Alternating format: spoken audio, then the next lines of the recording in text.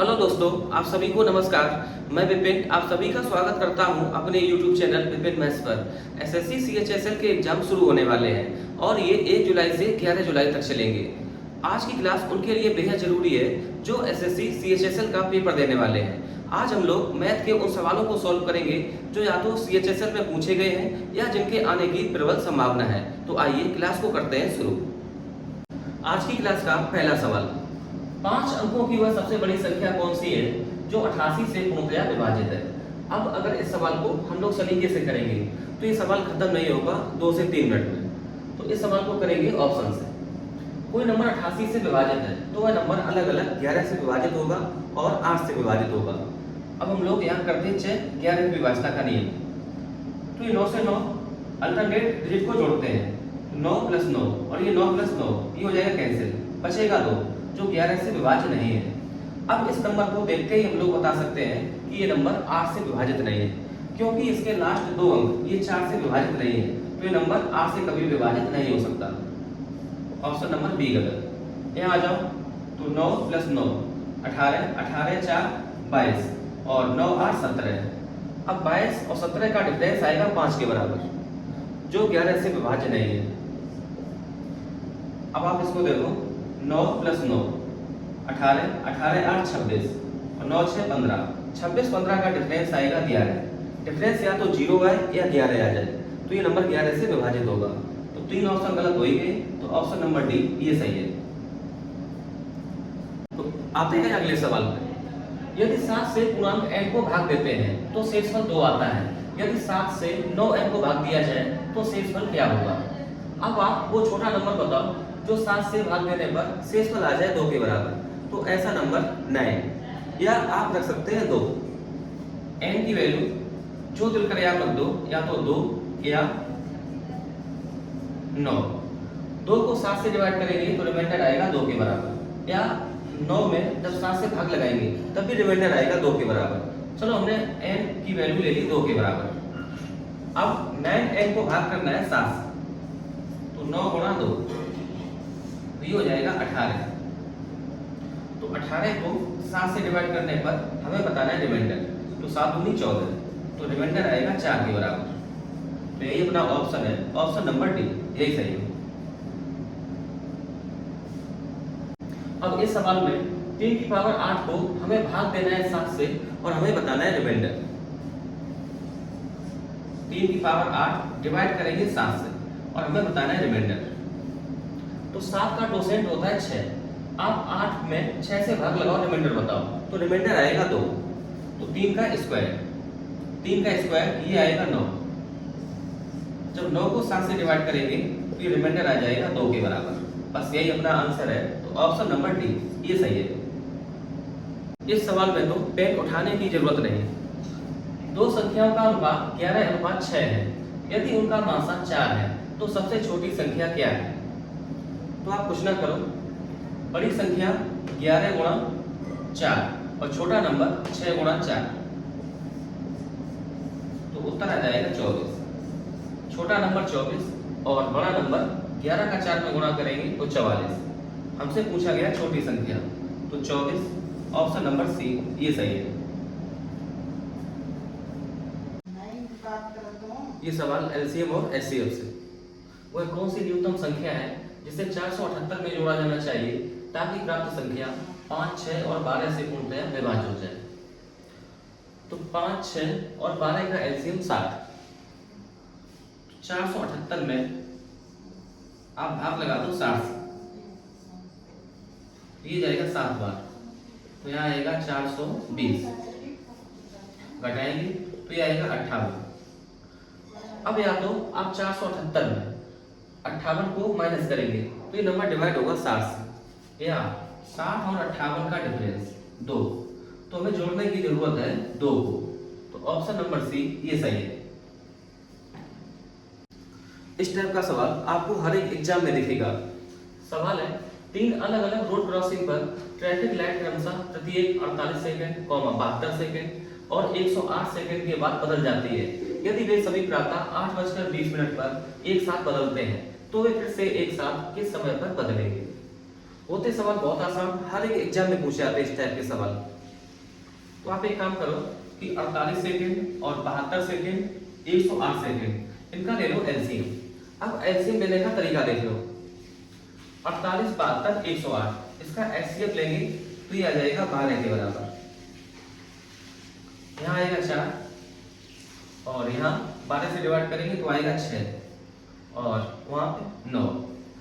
अब 4 6 9 का एलसीएम 36, तो 12 से गुणा करा दो 36 से, तो इंटू कराएंगे तो ये आएगा 12 का 6 में गुणा 72 आसन साहब, ये 36 36 और 7 43 432 सेकेंड। एक साथ बदली थी वो 8:20 पर 8:20 AM। अब कुछ ना करो, सीधे 432 सेकेंड जोड़ेंगे तो 432 सेकेंड में 7 मिनट 12 सेकेंड, तो 8:20 प्लस 7 मिनट तो 8:27 12 सेकेंड। ऑप्शन नंबर ए ये सही है। ये सवाल है CHSL 2023 का। यदि root a equal to 3b तो a/b² का मान कितना है? तो आप दोनों तरफ कर दो square. a equal to 9b²। हमसे पूछा है a/b², तो b² को लाएंगे नीचे, तो a/b² इक्वल टू 9। बस इस सवाल का यही उत्तर, ऑप्शन नंबर डी ये सही है 9। देख रहे हैं आप कितना आसान सवाल। तो इस टाइप के सवाल भी आते हैं पेपर में। देखो ये सवाल भी CHSL 2023 का। 381 प्लस 119 का होल स्क्वायर प्लस 381 माइनस 119 का whole square upon 381 square plus 119 square. तो आप कुछ ना करो, 381 को मान लो a के बराबर और 119 को मान लो b के बराबर, तो a प्लस b का whole square plus a minus b का whole square upon a square plus b square. जब यहाँ पे हम खोलेंगे a प्लस b का होल स्क्वायर तो a square plus b square plus 2ab और यहाँ से a square plus b square minus 2ab, तो प्लस का 2ab माइनस के 2ab से हो जाएगा कैंसिल और ऊपर रहेगा 2a square plus 2b square. अगर 2 कॉमन ले लें तो ये रहेगा a square plus b square upon a square plus b square. अब ये यहां से कैंसिल, तो वैल्यू आ जाएगी 2 के बराबर और यही अपना उत्तर, ऑप्शन नंबर डी ये करेक्ट है। CHSL 2023 का सवाल। यदि √6 इक्वल टू 2.45 है तो √3 प्लस √2 अपॉन √3 माइनस √2 इसकी वैल्यू कितनी होगी? ऑप्शन आपके सामने। तो आप एक काम करो, कुछ ना करो, संयुग्मी से गुणा करा दो, तो √3 प्लस √2 √3 प्लस √2, तो ऊपर हो जाएगा √3 प्लस √2 का होल स्क्वायर अपॉन √3 का स्क्वायर 3 और 2 का स्क्वायर 2, माइनस करेंगे तो ये आ जाएगा 1 के बराबर। √3 प्लस √2 का होल स्क्वायर, इसको खोलेंगे 3 प्लस 2 प्लस 2√6, तो 3 और 2 5 प्लस 2 गुणा √6 की वैल्यू रखेंगे 2.45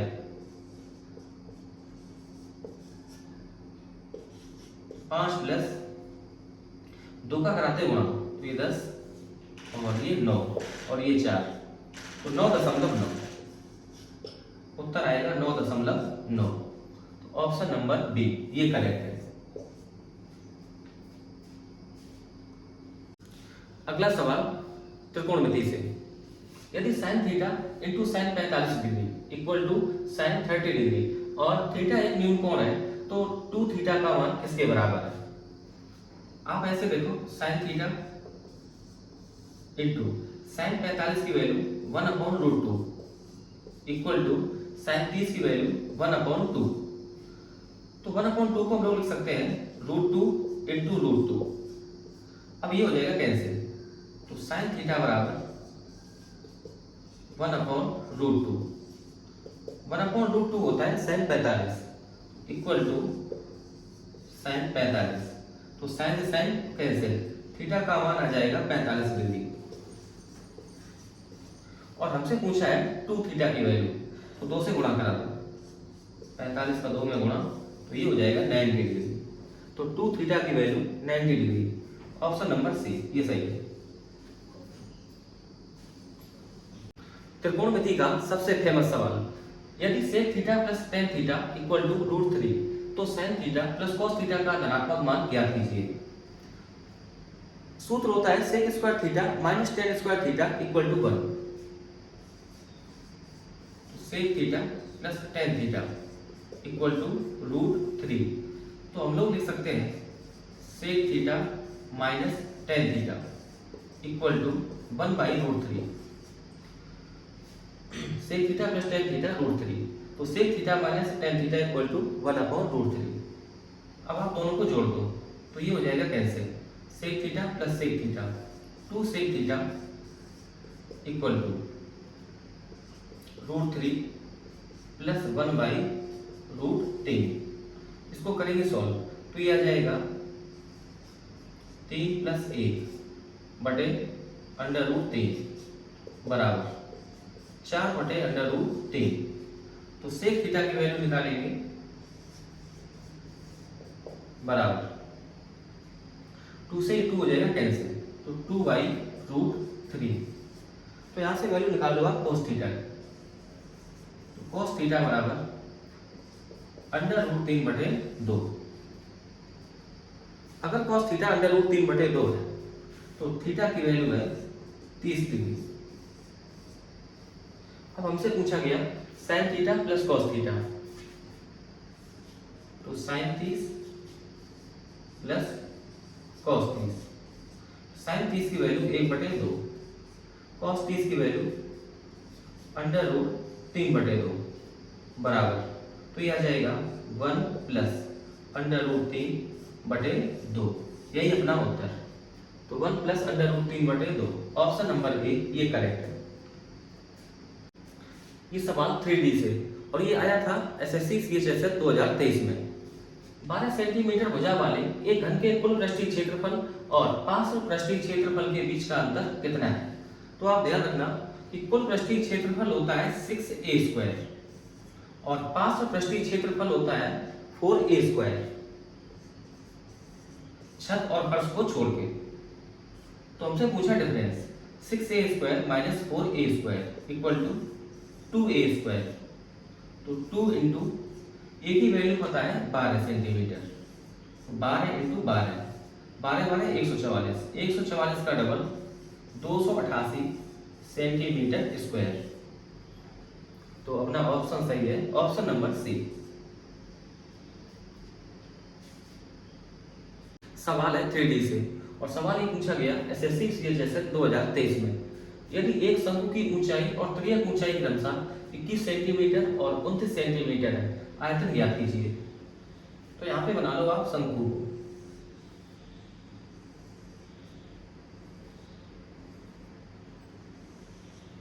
ऊंचाई है 21 सेंटीमीटर और त्रियक ऊंचाई स्लैंट हाइट 29 सेंटीमीटर। तो यहां से निकालो आप रेडियस, तो ट्रिपलेट पड़ी होगी 20 21 29, तो 20 आ जाएगी रेडियस।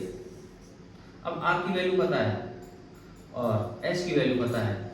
अब हम लोग आयतन आराम से निकाल सकते हैं। शंकु का आयतन 1/3 पाई आर स्क्वायर एच, तो पाई की वैल्यू 22/7, आर स्क्वायर 20 इंटू 20 और एच की वैल्यू 21। इसे कर लो सॉल्व, तो 7 3 21, 21 ये कैंसिल, तो 22 गुणा 20 गुणा 20 400, 22 चौको 88, 2 जीरो 8800 सेंटीमीटर क्यूब। तो शंकु का आयतन है 8800 centimetre cube. Option number A. SSC CHSL का बहुत बढ़िया सवाल। त्रिभुज CBA है, C को E से मिलाया, A को D से मिलाया। हमें पता है कोण CEA इसकी वैल्यू 90 डिग्री और कोण DAC इसकी वैल्यू 30 डिग्री, कोण ECA इसकी वैल्यू 20 डिग्री और कोण BCE इसकी वैल्यू 30 डिग्री।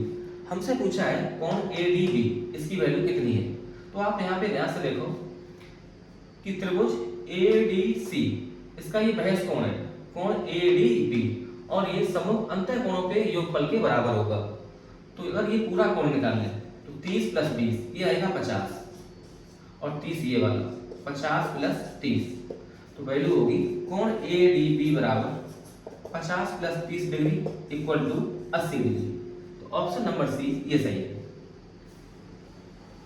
ज्योमेट्री का लाजवाब सवाल। आपको दिख रहा होगा एक सर्किल है जिसके बाहर एक बिंदु है L को P से मिलाया और L को X से मिलाया। तो एक रेखा हो गई PQL और एक रेखा XYL। हमसे पूछा है XY की वैल्यू कितनी होगी। अगर LY की वैल्यू 4 सेंटीमीटर, LQ की वैल्यू 6 सेंटीमीटर और QP की वैल्यू है 10 सेंटीमीटर। तो अगर कभी भी इस टाइप का फिगर मिले तो आप ध्यान रखना कि इस कंडीशन में LQ into LP equal to LY into LX। अब जो वैल्यू हमें पता है वो रखते हैं यहाँ पे। तो LQ की वैल्यू 6 इंटू LP की वैल्यू 6 + 10 16 बराबर LY ये 4 इंटू LX ये मैं निकालना है। तो 4 इसको डिवाइड करेगा 4 बार, तो LX की वैल्यू आ जाएगी 24 सेंटीमीटर। तो LX है 24 सेंटीमीटर और LY है 4 सेंटीमीटर। हमसे वैल्यू पूछी है XY, तो XY बराबर हमें निकालनी है इसकी वैल्यू XY। तो XY बराबर LX - LY बराबर, तो LX की वैल्यू 24 से कम करेंगे LY 4, तो ये आ जाएगा 20 सेंटीमीटर। तो X की वैल्यू है 20 सेंटीमीटर। आते हैं सवाल नंबर 15 पर। एक त्रिभुज के 3 कोण x - 15 डिग्री, x + 45 डिग्री और x + 60 डिग्री हैं। त्रिभुज के प्रकार को पहचानें। त्रिभुज के तीनों कोणों का योग होता है 180 डिग्री। तो तीनों कोणों को जोड़ो, x - 15 plus x + 45 plus x + 60 और ये बराबर 180 डिग्री। तो x और x ये 3x, 45 से 15 कम तो ये आएगा 30 और 60 से 30 कम, सॉरी 60 + 30 90 इक्वल टू 180। 3x बराबर 180 से 90 कम तो ये आ जाएगा 90। तो x की वैल्यू निकालेंगे तो 90/3 ये हो जाएगा 30 डिग्री, या x की वैल्यू 30। अगर x की वैल्यू 30 है तो पहला कोण आएगा 30 से 15 कम 15 डिग्री, और यहाँ वैल्यू डालेंगे 30, तो 45 और 30 ये बनेगा 75 डिग्री, और ये 30 + 60 ये 90 डिग्री। अगर किसी त्रिभुज का एक कोण 90 डिग्री हो गया तो वो त्रिभुज हो जाएगा समकोण त्रिभुज। तो समकोण त्रिभुज सही उत्तर। तो ऑप्शन नंबर बी ये सही है, समकोण त्रिभुज। अगला सवाल बीजगणित से। यदि a + b = 10 और a² + b² = 58 है तो ab का मान ज्ञात करें। तो a + b = 10, यहाँ दोनों पक्षों का स्क्वायर कर दो। a² + b² + 2ab बराबर 10 का स्क्वायर 100। a² + b² इसकी वैल्यू पता है 58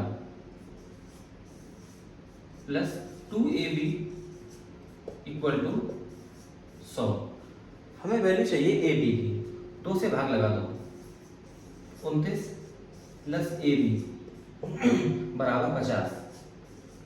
तो ab बराबर 50 से 29 कम तो ये आ जाएगा 21। तो ab की वैल्यू है 21। ऑप्शन डी, ये करेक्ट। क्वेश्चन नंबर 17 अलजेब्रा का बहुत बढ़िया सवाल, और ये आया था एसएससी सीएचएसएल 2023 में। यदि a माइनस बी बराबर 9 और a cube minus B cube बराबर 4401 है तो ए बी का मान कितना है? आप इसको खोल दो, a cube minus B cube, तो a माइनस बी ब्रैकेट में a square plus B square plus A B बराबर 4401। a माइनस बी की वैल्यू 9 गुणा, अब आप इसको ऐसे लिख सकते हैं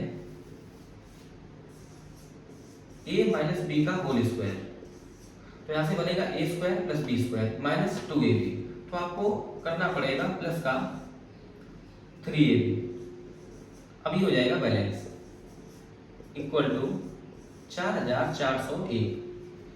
9 से ये कर दो डिवाइड, तो ये जाएगा 4 36, बचेगा 8 80, फिर 9 8 72, फिर 9 9 81, 489।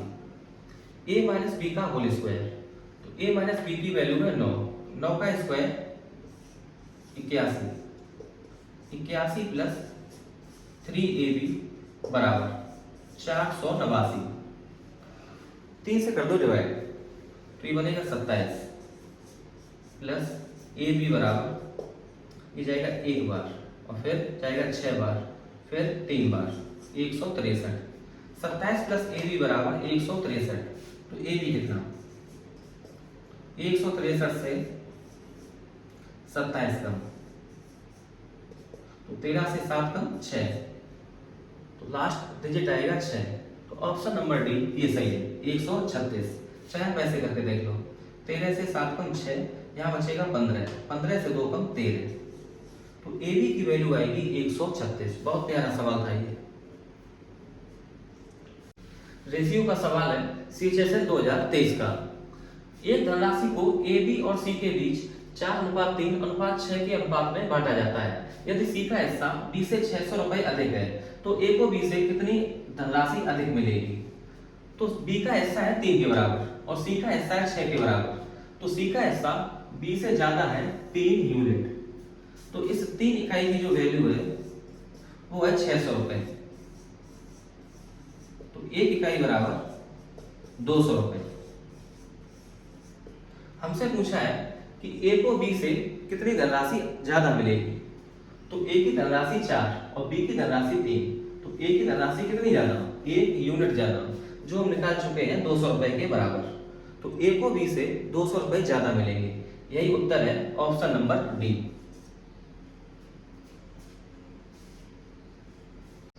बेहद लाजवाब सवाल। ऋचा के व्यय और बचत का अनुपात 2:1 है। यदि उसकी आय और व्यय में क्रमशः 20% और 15% की वृद्धि होती है तो उसकी बचत में प्रतिशतता वृद्धि ज्ञात करें। ये सवाल पूछा गया था एसएससी सीएचएसएल 2023 में, तो आप ऐसे लिखो आय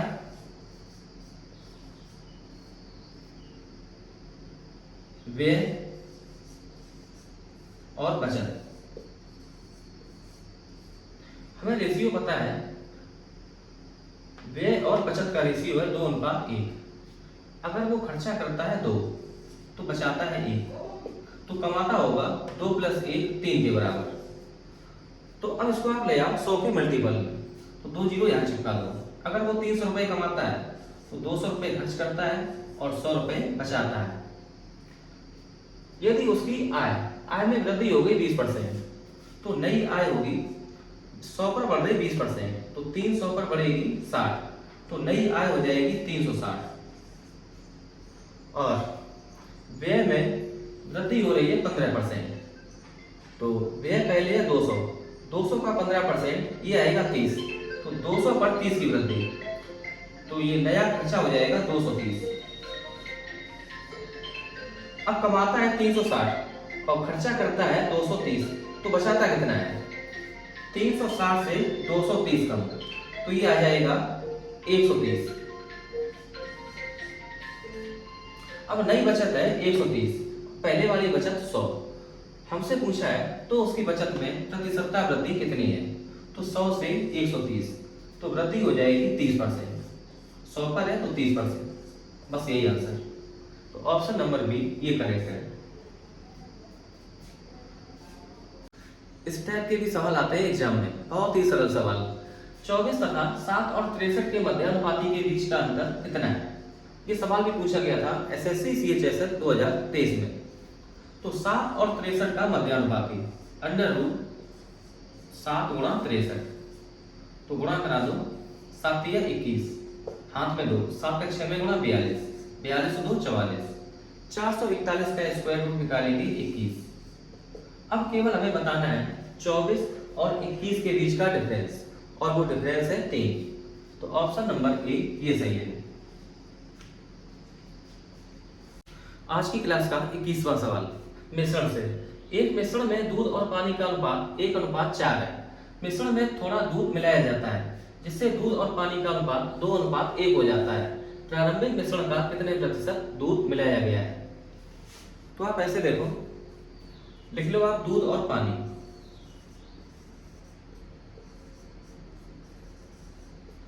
शुरू में दूध और पानी रेशियो है 1:4, 1:4। मिश्रण में थोड़ा दूध मिलाया गया जिससे दूध और पानी का अनुपात 2:1 हो गया, तो दूध हो गया 2 के बराबर और पानी 1। हमने छेड़ा है दूध को, एक्स्ट्रा मिलाया है दूध, तो पानी रहेगा फिक्स।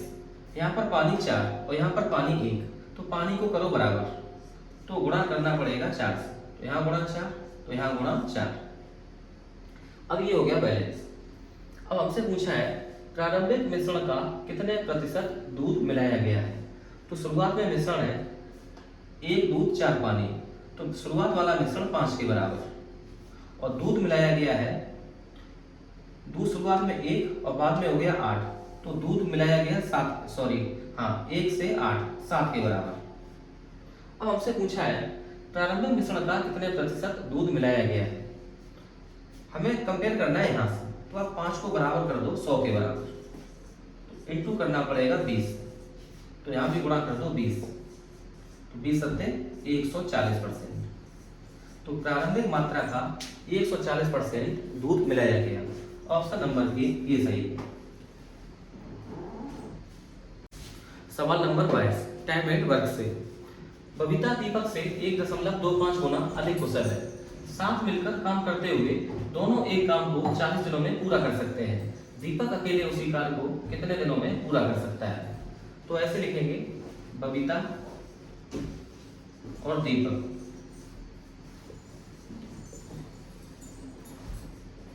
अगर दीपक की इफिशियंसी 1 के बराबर, तो बबीता की इफिशियंसी आएगी 1.25। पॉइंट हटाएंगे यहाँ, तो यहाँ 2 जीरो, यहाँ ले लो आप रेशियो, और ये रेशियो हो जाएगा इफिशियंसी का, तो 5:4। दोनों साथ काम करते हुए काम को खत्म करते हैं 40 दिनों में। तो यहाँ से आप निकाल लो टोटल वर्क, तो टोटल वर्क हो जाएगा बबीता प्लस दीपक, तो 5 + 4 9, गुणा करेंगे 40, तो ये आ जाएगा 360। टोटल वर्क है 360 यूनिट। दीपक अकेले इसी कार्य को कितने दिनों में पूरा करेगा? तो दीपक करेगा 360 काम बटे दीपक की क्षमता 4 के बराबर, तो ये आ जाएगा 90 दिन। दीपक उसी कार्य को कर लेगा 90 दिन में, तो ऑप्शन बी ये करेक्ट। बहुत आसान सवाल टाइम स्पीड डिस्टेंस का। एक कार की चाल 63 किलोमीटर प्रति घंटा है। 10 सेकंड में इसके द्वारा तय की गई दूरी कितनी है? ये सवाल है सीएचएसएल 2023 का। स्पीड है 63 किलोमीटर प्रति घंटा। अगर हम इसको 5/18 से गुणा कर दें तो ये स्पीड हो जाएगी मीटर प्रति सेकंड। हमें निकालना है 10 सेकंड में चली गई दूरी, दूरी बराबर स्पीड इंटू टाइम, टाइम है 10 सेकंड, तो गुणा कराते हैं 10, बस इसे करना सॉल्व, और ये उत्तर आएगा मीटर में। 10 सेकंड में चलेगी दूरी और ये आएगी मीटर में, तो आप डिवाइड करो 9 से, 9 दूनी 18, और ये जाएगा 7 बार, 2 से काटेंगे 5 बार, 5 का 5 में 25, 25 का 7 में गुणा तो 175 मीटर। 175 मीटर इस सवाल का बिल्कुल सही उत्तर ऑप्शन नंबर ए ये सही। ये सवाल है प्रॉफिट लॉस से, बहुत बेहतरीन सवाल। एक दुकानदार ने अपना माल अंकित मूल्य से आधे दाम पर बेचा और इस प्रकार उसे 17% की हानि हुई। यदि उसने अपना माल अंकित मूल्य पर बेचा होता तो उसकी लाभ प्रतिशतता कितनी होती? तो आप ऐसे लिख लो, सीपी, एसपी और एमपी। अगर हम सीपी को मान लें 100, उसने माल को खरीदा है 100 में, जब अंकित मूल्य के आधे दाम पर बेचा तो उसे हानि हो गई 17% की। तो 100 से 17 कम, तो माल बेचा होगा 83 में, और ये 83 अंकित मूल्य का आधा है, तो अंकित मूल्य कितना होगा? 83 का डबल, तो 2 का 3 में गुणा 6, 2 अट्ठे 16। तो हमने एमपी निकाल लिया 166। अब हमसे बोला है कि यदि उसने अपना माल अंकित मूल्य पर बेचा होता तो उसे कितने % लाभ होता? अब ये बेचेगा 166 में, तो 100 का सामान ये चला जाएगा 166 में, तो कितना ऊपर? 66, तो यही प्रॉफिट है 66%। तो 66% इस सवाल का बिल्कुल सही उत्तर ऑप्शन नंबर डी। सवाल नंबर 25, निश्चित धनराशि पर 8% वार्षिक दर पर 5 वर्षों और 6 वर्षों के साधारण ब्याज में 26 रुपए का अंतर है, वह धनराशि कितनी है? तो 8% की रेट से 5 साल की इफेक्टिव रेट बनेगी 8 का गुणा 5 में 40%, और 8% की रेट से 6 साल की इफेक्टिव रेट 8 का 6 में गुणा 48%। अब इस 48% और 40% इसका डिफरेंस आया है 26 रुपए के बराबर। 48 से 40 कम 8%, 8% बराबर 26 रुपए। हमें चाहिए प्रिंसिपल, और प्रिंसिपल होता है 100%, तो आप 2 से कर दो डिवाइड, तो हो जाएगा 4%, 4% बराबर 13 रुपए। हमें चाहिए 100%, गुणा कर दो 25, तो 25 का गुणा यहाँ और 25 का गुणा यहाँ, तो 13 गुणा 25 बराबर 25 का 3 में गुणा 75, हासिल 7, 25 का 1 में गुणा 25, 25 और 7 32, 325 रुपए। तो प्रिंसिपल आ जाएगा 325, इस सवाल का बिल्कुल सही उत्तर, तो ऑप्शन नंबर ए ये करेक्ट है। तो आज की क्लास में बस इतना ही। वीडियो ठीक लगी हो तो प्लीज़ लाइक करें। देखने के लिए आपका दिल से शुक्रिया।